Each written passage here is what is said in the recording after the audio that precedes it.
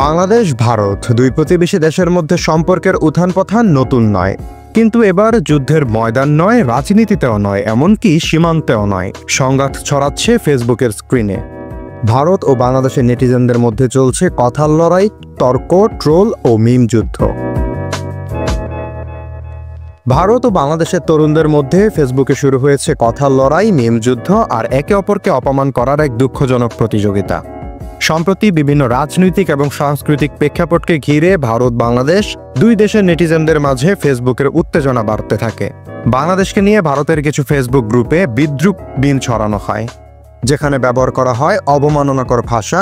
উত্তরে বাংলাদেশের তরুণরাও পাল্টা পোস্ট, ব্যঙ্গচিত্র এবং কটাক্ষমূলক মন্তব্য ছড়িয়ে দেয় ফেসবুকে। দুই দেশের তরুণ ফেসবুক ব্যবহারকারীদের বড় একটি অংশ অসৌজন্যমূলক শব্দ এবং কটাক্ষমূলক মন্তব্যে জড়িয়ে পড়েছেন, যা শুধু দুই জাতির পারস্পরিক শ্রদ্ধা নয়, সোশ্যাল মিডিয়ার পরিবেশকেও প্রশ্নবিদ্ধ করছে।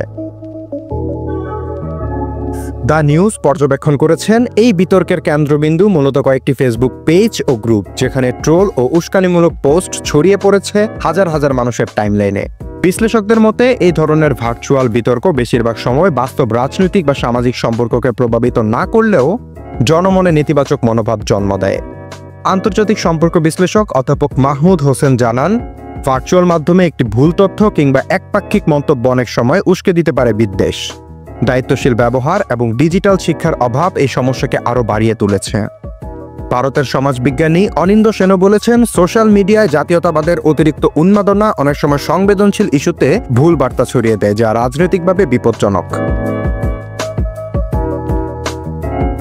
তবে হতাশার মধ্যেও আশার আলো দেখা যাচ্ছে। দুই দেশের অনেক তরুণ সচেতনভাবে সংঘাতের বিরুদ্ধে কথা বলেছে। তারা #say no to hate, #respect neighbours, #peace between nations ইত্যাদি হ্যাশট্যাগ ব্যবহার করে ফেসবুকে শান্তির পক্ষে প্রচারণা চালাচ্ছেন। বাংলাদেশি তরুণ রিফাতুল হাসান একটি ভিডিও বার্তায় বলেন, অহেতুক ক্ষুদ্র কারণে দুই জাতির মধ্যে বিদ্বেষ ছড়ানো আমাদের প্রজন্মের দায়িত্ব নয়, আমাদের উচিত সম্মান দেখানো, শত্রুতা নয়।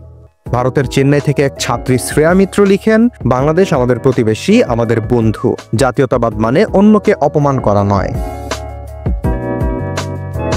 ভার্চুয়াল দুনিয়ার এই সংঘাত যদি অনিয়ন্ত্রিত থাকে তবে তা বাস্তব সম্পর্কেও বিরূপ প্রভাব ফেলতে পারে। তাই এখনই সময় সোশ্যাল মিডিয়ার দায়িত্বশীল আচরণের চর্চা শুরু করা।